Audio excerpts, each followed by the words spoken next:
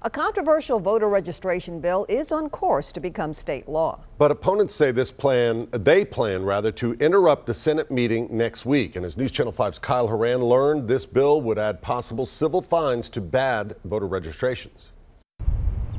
Mr. Speaker, the Senate is on item number 8, Senate Bill 971. Opponents to this bill say it's going to be terrible for Tennessee's voter turnout. Tennessee already ranks among the worst in the country when it comes to voter turnout, and now Equity Alliance says it's only going to get worse. This bill essentially makes it difficult for organizations like Equity Alliance and others to go out and do voter mobilization and registration because it suppresses the vote.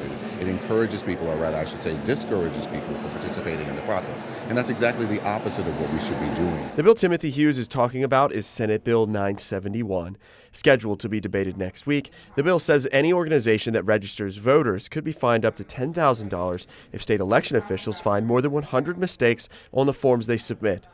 Lieutenant Governor Randy McNally made reference to a case in Memphis where last-minute registrations were riddled with errors. It made it very difficult for them to go through and certify which forms were correct. There was a lot of information that was left off, and it appeared in some cases the forms were filled out by one person and then signed by the voter. But Hughes says this bill will have dire consequences. Voter registration is a fundamental right here in this country, and in the state of Tennessee, the Equity Alliance was responsible in working with our coalition partners in registering almost 100,000 voters here in the state of Tennessee, and we find it very peculiar that a piece of legislation like this that essentially would criminalize individuals doing voter registration, mass voter registration here in the state, is making its way through both the House and the Senate. Kyle Horan, News Channel 5.